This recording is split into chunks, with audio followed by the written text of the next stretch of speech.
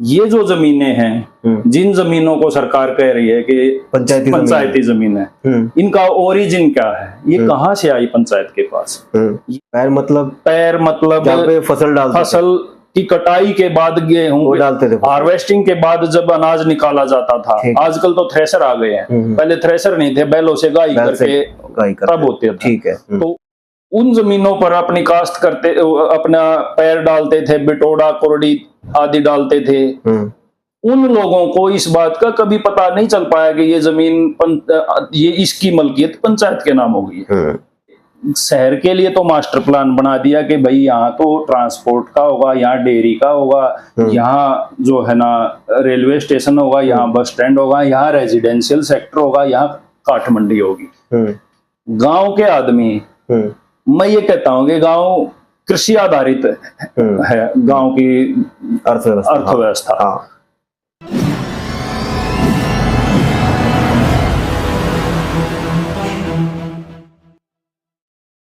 नमस्कार, मैं हूं राहुल आर्य और मेरे साथ इस वक्त हैं रोहतक बार के वरिष्ठ अधिवक्ता शक्ति सिंह खत्री। और खत्री साहब जो वकालत है उसके अलावा जो सोशल इश्यूज हैं, जो सामाजिक मुद्दे हैं, उन पे बड़ी जो पार की नजर है वो रखते हैं। और जो सामाजिक मुद्दों की जहां भी बात होती है, बढ़ चढ़कर खत्री साहब बड़ा उसके अंदर अहम भूमिका निभाते हैं, रोल अदा करते हैं। और वकालत के अलावा जो ग्रामीण पृष्ठभूमि है उसकी बड़ी पैरवी करते हैं अपनी वकालत के अभ्यास के दौरान। बात करते हैं खत्री साहब से। खत्री साहब आपका बहुत बहुत स्वागत है। नमस्कार।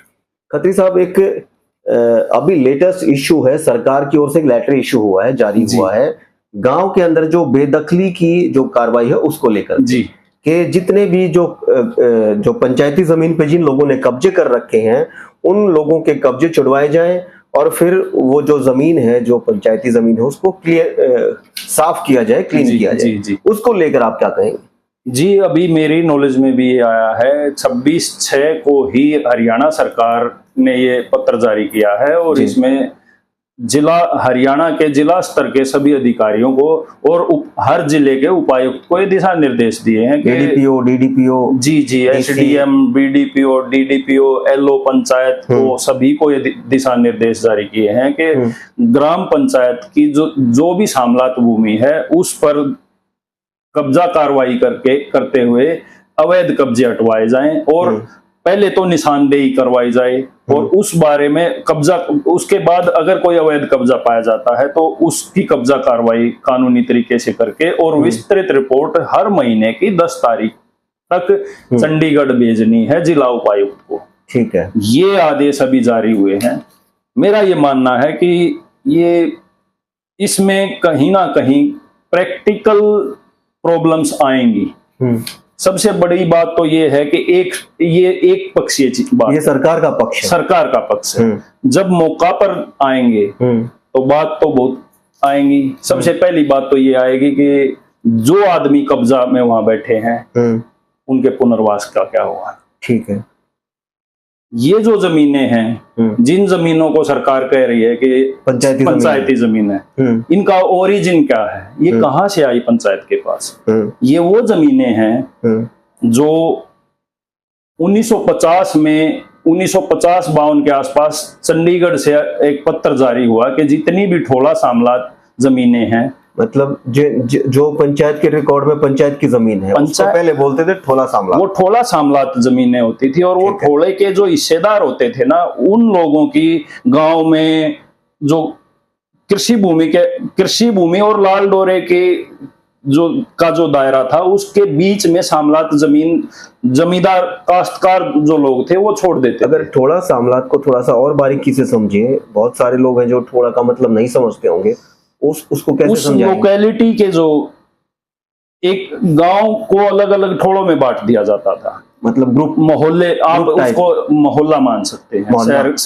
शहर में जैसे मोहल्ले होते हैं, तो एक ठोले की जमीन कृषि भूमि थी। उसके अलावा जब बंदोबस्त में उस ठोले की उस रेशो में जो मालिक थे, उसी रेशो में ठोला सामलात जमीन, ठीक है, छोड़ दी गई बंदोबस्त के समय, अंग्रेजों के समय।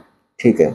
और वो जमीनें मतलब जो टोड़ा था वो मालिक होता था उस जमीन का, जी, ना कि पंचायत, हाँ, ना कि सरकार। हिस्सेदार होते थे। वो चारागाह की जमीनें होती थी, उसमें ये लोग अपने पैर डालते थे। जो पैर मतलब जहाँ पे फसल डालते थे, फसल की कटाई के बाद वो गेहूं डालते थे, हार्वेस्टिंग के बाद जब अनाज निकाला जाता था। आजकल तो थ्रेशर आ गए हैं, पहले थ्रेशर नहीं थे, बैलों से गाई करके तब होते थे। ठीक है। तो उसके लिए वो अपनी वहां पर पैर डालते थे अपने, जो थोड़ा साम्राज्य जो जमीन थी, हाँ, जो उसमें अपने बिटोड़े वगैरह होते थे, इनके कुर्डी वगैरह के लिए, जिसको आजकल नाजायज कब्जा माना जाता है, ये वो जमीनें थी। उसके बाद 1950-1952 के आसपास ये जमीन है, सरकार की एक चिट्ठी सरकार ने जारी की और ये पंचायत में वेस्ट हो गई। अब जो आदमी उन जमीनों पर अपनी काश्त करते, अपना पैर डालते थे, बिटोड़ा कुर्डी आदि डालते थे, उन लोगों को इस बात का कभी पता नहीं चल पाया कि ये जमीन ये इसकी मलकियत पंचायत के नाम हो गई है, और वो उन जमीनों पर काबिज चले आ रहे हैं। अब दूसरी बात जो सबसे बड़ी है वो ये है कि, तो मैं रोकना चाहूंगा, इस लिहाज से तो हम ये नहीं मान सकते कि वो नाजायज कब्जे में है। देखिए, अगर मलकियत की बात की जाए तो ग्राम पंचायत आज मालिक बैठी है, लेकिन ये जमीनें आज पंचायत मालिक बनी, उससे पहले से वो वहां पे लेकिन एडवर्स पोजेशन आज भी इन लोगों का है। ग्राम पंचायत किसी भी गांव में आप जाके देख लो, जिन जमीनों को ये सरकार ये कह रही है ना कि ये ग्राम पंचायत की भूमि है, आज तक कोई ऐसा रिकॉर्ड नहीं मिलेगा या कोई ऐसा इंस्टांस नहीं मिलेगा कि कभी पंचायत ने इन जमीनों पर कोई कब्जा लिया हो। 1950 से लेके आज तक रिकॉर्ड में अपनी बना ली, रिकॉर्ड में पंचायत की है, काबिज हुआ, का नोटिस भेज दिया जी। अब मैं दूसरी बात एक और भी है कि अंग्रेजों के समय में पॉलिसीज बनती थी, ठीक है, उस टाइम 1869 का ये में जो है लाल डोरे कायम कर दिए, 1879, हाँ, बंदोबस्त के समय 1869, आज 150 साल के करीब हो गए। अंग्रेजों ने तो उस समय की तत्कालीन आबादी और आगे की बढ़ोतरी का हिसाब लगा के लाल डोरा कायम कर दिया। लाल डोरे से बाहर एक सामलात जमीन बता दी और उससे बाहर कृषि भूमि बता दी, ठीक है। उसके बाद देश आजाद हुआ, 1947 से लेके आज 2024 आ गया। कुछ गांव में बंदोबस्त हुआ, लोग उसमें जो है जमीनें प्लॉटों की भी लगवा दी गई थी, ठीक है, अपनी कृषि भूमि के रेशो में जमीन कटवा के और बंदोबस्त में लगाई गई है। लेकिन आज भी बहुत से गांव ऐसे हैं लाल डोरा जाने बढ़ाया गया। अब मैं ये उदाहरण दूं, इस्माइला नो भी है ये, इसमें बंदोबस्त में किसी को कोई प्लॉट नहीं लगा है और ये 1869 के बाद आज तक लाल डोरा का नहीं बढ़ाया गया है। ये आपने आरटीआई से, ये मैंने आरटीआई से लिया था। अब आप एक अंदाजा इस बात से लगा कर देखो कि 1869 में, मैं अपने परिवार की अगर बात बताऊं तो 1869 मेरी आज जो पीढ़ी है, जो मेरे परिवार में 100 आदमी है, इससे 6 पीढ़ी पहले एक ही आदमी होगा। मतलब एक आदमी के हिसाब से तो इतनी जमीन दे दी थी लाल डोरे के अंदर, ठीक है, और उसके बाद ये सरकारें आई, इन्होंने लाल डोरा कभी बढ़ाया ही नहीं, ना तो लाल डोरा बढ़ाया, कभी गांव का कोई मास्टर प्लान नहीं लाए। ये बड़ी बात है। बीपीएल के लिए इन्होंने रेजिडेंशियल प्लॉट अलॉट किए, अच्छी बात है, सरकार ने की। मैं इसमें किसी दलगत राजनीति वाली बात या किसी पॉलिटिकल पार्टी की नहीं कह रहा, मैं सरकार की, वेलफेयर स्टेट है भारत, एक वेलफेयर स्टेट है। और यहाँ मैं एक चीज देखता हूँ कि यहाँ डिस्क्रिमिनेशन जो है ना, रूरल डेवलपमेंट और अर्बन डेवलपमेंट में हुआ है। शहरी विकास में तो हर बार मास्टर प्लान ले आते हैं, गांव का मास्टर प्लान, अब देखिए गांव का मास्टर प्लान 1879 में, अब माने कि जो गांव का मास्टर प्लान था वो 1879 में क्रिएट किया। उस टाइम पे जो भी सरकार थी, चाहे अंग्रेजों की सरकार थी, उससे लेके 1879 से लेके और 1879 से कि शहर के अंदर कितने मास्टर प्लान आए, कितने रेजिडेंशियल सेक्टर बने, कितनी कॉलोनी को रेगुलराइज किया गया। गांव के अंदर उस टाइम से लेके आज तक ना तो लाल डोरे का विस्तार किया गया, ना कोई मास्टर प्लान लाया गया, ना कोई किसी कॉलोनी को रेगुलर किया गया। अब बात यही मैं बताने जा रहा था कि शहर के लिए तो मास्टर प्लान बना दिया कि भाई यहाँ तो ट्रांसपोर्ट का होगा, यहाँ डेयरी का होगा, यहाँ जो है ना रेलवे स्टेशन होगा, यहाँ बस स्टैंड होगा, यहाँ रेजिडेंशियल सेक्टर होगा, यहाँ काठ मंडी होगी। गांव के आदमी, मैं ये कहता हूँ कि गांव कृषि आधारित है, गांव की अर्थव्यवस्था। एक आदमी 1 एकड़ 2 एकड़ जमीन की काश्त करके, जिसके पास रोजगार का कोई साधन नहीं है, वो अपने गांव में गुजारा कर रहा है। जिसको रोजगार मिल गया, जो पलायन की सबसे बड़ी वजह है ना, वो यही है। जिस आदमी को शहर में रोजगार मिल गया या आय का साधन मिल गया, वो तो आगे सेक्टर में प्लॉट लेगा या रोहतक की किसी कॉलोनी में लेगा। ठीक है। लेकिन वो बेचारा जिसके पास एक भैंस है, दूध बेच के 1 किले में अपनी खेती करके गुजारा करता है, अरे उसको तो सरकार ने भी कहीं कोई रेजिडेंशियल एकोमोडेशन नहीं दी, बीपीएल के लिए प्लॉट बना दिए। ठीक है। ये आदमी कहाँ जाए? लाल डोरे की बात है। लाल डोरा 1879 से लेके आज 150 साल के करीब हो गए। आबादी उस समय से लेके आज तक ये देख लो, जब मैं ये बता रहा हूं कि उस समय 6 पीढ़ी पहले जो 2 या 4 आदमी थे, आज उनके 100 वारिस हो गए। उस छोटे से लाल डोरे के दायरे में वो आदमी कब तक गुजारा? गांव के लिए कोई प्लान नहीं। गांव के लिए कोई प्लान नहीं, कम से ना कोई रेजिडेंशियल सेक्टर कभी डेवलप किया। मैं तो ये कहता हूं कि आप ये देख लो कि अगर कृषि पर इनका सारा गुजारा है, सारी चीजें, पशुपालन ही करते हैं। एक आदमी पशुपालन कर रहा है और उस आदमी का अगर पशु खुदा ना खास्ता मर जाए तो उसको दबाने के लिए भी सरकार ने कोई अलग से जोन ये नहीं बना रखा कि यहाँ पशुओं को दबाया जाएगा। पहले हटवारा जो होता था, वो अंग्रेजों के टाइम में ही थे हटवारे भी। अच्छा। इन सरकारों ने ये कोई मास्टर प्लान तो है ही नहीं। ग्रामीण विकास के नाम पे क्या होता है, गलियां पक्की करा दी। ये कहते हैं ना कि इतने करोड़ रुपए फलाने गांव के आ गए, इतने करोड़ रुपए आ गए।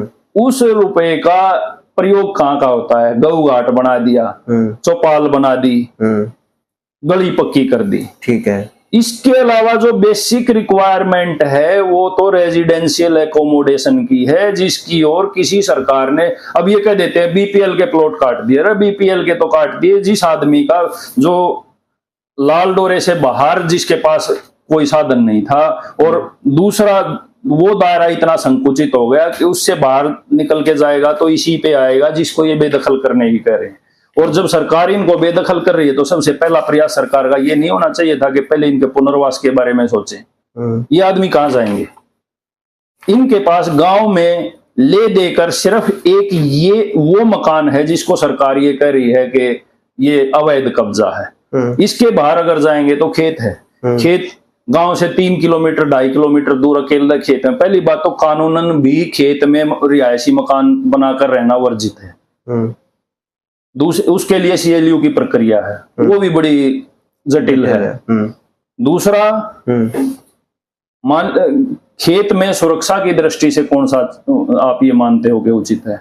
एक अकेला आदमी गांव से 3 किलोमीटर दूर खेत में जाके अपना घर बना के रहना, कल को वो तो कहीं बाहर जाएगा, पीछे से 4 बदमाश आएंगे, उसकी भैंस वगैरह खोल के या उसके घर में डकैती वगैरह की रोज वारदात होंगी। फिर वहां तो आप हिसार क्रॉस कर जाओ, फतेहाबाद है, सिरसा है, उस एरिया में बहुत ढाणियां हैं। आप भिवानी में इधर देख लो, खेतों के अंदर जो लोग रह रहे हैं। नहीं, फिर बात मैं तो एक सेफ और उसकी बात नहीं है, बात है इस मुद्दे की कि पुनर्वास, सरकार ने ये चिट्ठी जारी की तो साथ के साथ इनके पुनर्वास के लिए भी तो कोई प्रबंध करना चाहिए था।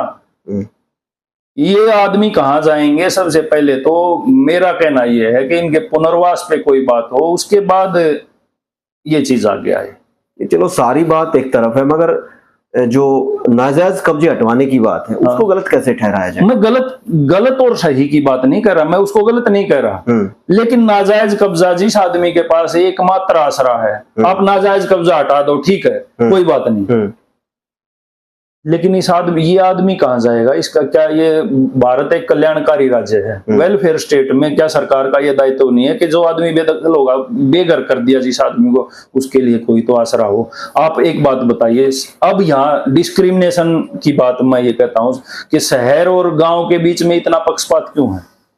शहर के लिए योजनाएं क्यों है, ग्रामीण क्षेत्र के लिए ऐसी योजनाएं क्यों नहीं है? अब हम भी सुनते हैं, हर रोज ही आता है 100 स्मार्ट सिटी। एक तो स्मार्ट विलेज बता दो जिसकी घोषणा की हो, बनाओ, करो डेवलप। मैं ये कहता हूं कि पूरे गांव को उजाड़ दो आप, ये जमीन पर कब्जा भी ले लो, ठीक है, कोई बात नहीं, लेकिन कम से कम आप एक एग्जाम पहले उनके लिए एक अलग से स्मार्ट विलेज बसा के और उसके बाद कब्जा ले लेना।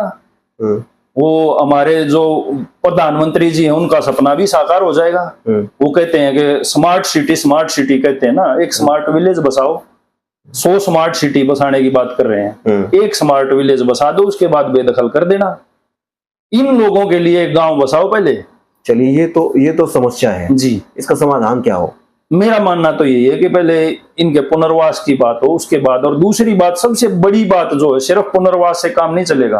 आप ग्रामीण विकास की बात करते हैं ना, तो ग्रामीण विकास के लिए आधारभूत ढांचा ऐसा तैयार करना पड़ेगा जिसमें एक ग्रामीण को जो 1 एकड़ 2 एकड़ 5 एकड़ जमीन के सहारे अपने बच्चों का पेट पाल रहा है, वो पलायन को मजबूर ना हो। और उसके लिए सभी आधारभूत सुविधाएं एक मास्टर प्लान तैयार करके गांव के लिए, और वो देनी चाहिए सरकार को, जिसमें तालाब अलग से। अब यहां तक कि आप बात करोगे गांव का, आपने कभी सुना है कि गांव का, अब 1-2 गांव में होगा, नहीं तो आपने कभी ये सुना है कि गांव का जो है कूड़ा जो होता है उसका निस्तारण कहाँ होता है? कहीं जैसे शहर में हर घर के आगे गाड़ी आती है, डंपिंग यार्ड है कहीं? किसी गांव में ना कोई डंपिंग यार्ड है, ना कूड़ा उठाने का या ना कूड़ा निपटाने का। मतलब उस गांव का जितना गंद है वो उसी में, पता नहीं कैसे वो होता है, सरकार ने तो जाके भी नहीं देखा। डंपिंग यार्ड नहीं है, कूड़े के लिए निस्तारण के लिए अलग जोन बनाया जाए। अगली चीज, इनके पशुओं की बात आती है, व्यवस्था होनी चाहिए। पशुओं के लिए गोबर डालने के लिए कुर्डी की जगह नहीं है, बिटोड़े आदि भी चाहिए। कृषि आधारित अर्थव्यवस्था है और पशुपालन और दुग्ध उत्पादन की बात तो करते हैं, लेकिन उसके लिए जो मूलभूत ढांचा है वो तो प्रोवाइड सरकार कराए। उसके लिए कौन सा आधारभूत पॉलिसी तैयार की है इन्होंने? मतलब गांव में आप जाके देखोगे, यहाँ गोबर पड़ा है, यहाँ छड़े हैं, यहाँ रोड़े पड़े हैं, कुछ है ही नहीं। अब ये जो नाजायज कब्जे वाली बात है, ये सिस्टमेटिक ढंग से तो ये भी नहीं बसे हुए। जिसको जहां जो जगह मिली बेचारे अपना कर रहे हैं गुजारा उसी में। थोड़ा सा अमलात में है तो हाँ, नहीं उसमें भी कोई सिस्टमेटिक ढंग से नहीं है। मतलब ये तो कहीं किसी पंचायत ने, किसी सरकारों ने कभी किया ही नहीं ना कि इनको सिस्टमेटिक ढंग से भी बसा दिया जाए। दूसरी इसमें जो है, आप 1-2 गांव का मैं एग्जांपल दूंगा। नया बांस गांव है सांपला के पास, कभी आप हाईवे से गुजरो झज्जर से सोनीपत रोड पे, तो जब सोनीपत की तरफ जाएं तो सांपला से निकलते ही लेफ्ट हैंड साइड में पहला ही गांव है नया बांस। ठीक है, आप उस नए बांस में जाकर देखो, बीड़ी बीड़ी तो गलियां हैं, और मतलब मैं ये कहने का मतलब ये है कि थोड़े दिन में और 10 साल बाद, जैसे ये बॉम्बे में धारावी बताते हैं ना, वो धारावी से कम हालात उनके नहीं होंगे 10 साल बाद। क्योंकि जितना भी जो कृषि भूमि जहां से शुरू होती है, रेजिडेंशियल एरिया जाके खेतों के जो खेत जहां शुरू होते हैं वहां जाके मिल चुका है, उससे आगे उनका बढ़ने का दायरा खत्म हो चुका है। ये हालात है उस नए बांस गांव की। दूसरी बात, गांव की यही स्थिति, दूसरी बात है,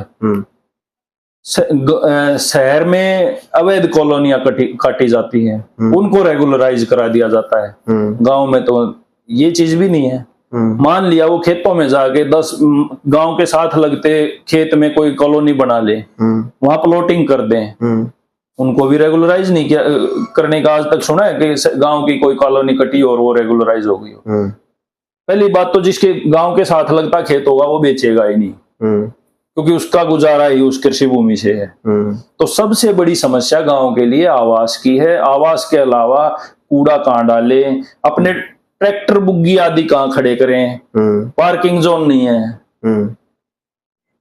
चलिए, ये तो थी गांव की जो आपने बात बताई, तमाम चीजें जी, पुनर्वास को लेकर, मास्टर प्लान को लेकर, सारी चीजें। अब आप रोहतक बार से संबंध रखते हैं, रोहतक बार में आप प्रैक्टिस करते हैं जी। रोहतक बार के इतिहास के बारे में थोड़ी सी जानकारी। रोहतक बार ऐतिहासिक बार है, यहाँ बड़े बड़े स्वतंत्रता सेनानी लाला लाजपत राय जी से लेकर चौधरी छोटूराम जैसे बड़े बड़े नेता जिन्होंने समाज के लिए और देश की आजादी के लिए और किसानों के लिए जो काम किया, वो इस बार के सदस्य रह चुके हैं। और हमारी बार से राजनीतिक क्षेत्र में काफी शख्सियत हैं। हंसराज भारद्वाज जी भारत के कानून मंत्री रोहतक बार के सदस्य हैं, आजीवन सदस्य थे वो। चौधरी माड़ू सिंह मलिक जी एजुकेशन मिनिस्टर, छोटूराम के सहयोगी होते थे। जी वो भी रोहतक बार के सदस्य थे। अब मौजूदा राजनीति की बात करें तो चौधरी भूपेंद्र सिंह हुड्डा पूर्व मुख्यमंत्री हमारी बार के मेंबर हैं। मौजूदा सांसद दीपेंद्र हुड्डा जी हमारी बार के मेंबर हैं। Chaudhary Sant Kumar ex MLA, Chaudhary Umed Singh ex MLA हमारी बार के सदस्य हैं। सादीलाल बत्रा जी, बीबी बत्रा जी, सुभाष बत्रा जी, ये सभी जो है ये हमारी बार के सदस्य रहे। बड़े बड़े लोग रोहतक बार के जी सदस्य, इसलिए बोलते हैं कि रोहतक बार जो है ऐतिहासिक रोहतक जी की बार है। जी चलिए खत्री साहब, आपने वक्त दिया और आपने तमाम चीजों पर प्रकाश भी डाला और अपनी राय भी रखी। आपने वक्त दिया, आपका बहुत बहुत धन्यवाद, शुक्रिया। ये थे हमारे साथ शक्ति सिंह खत्री, जिन्होंने तमाम जो अपनी राय थी वो रखी है और जो जोर दिया है जिस बात पे, वो गांव का मास्टर प्लान है। जिस तरीके से बिल्कुल जिस तरीके से शहर के अंदर मास्टर प्लान आते रहे हैं, गांव का कोई मास्टर प्लान होना चाहिए और जिन लोगों को उनके कब्जों से बेदखल किया जाए उनके लिए कोई ना कोई पुनर्वास की योजना सरकार द्वारा बनाई जानी चाहिए। आज के लिए बस इतना ही, फिर हाजिर होंगे किसी नई शख्सियत के साथ। तब तक के लिए नमस्कार।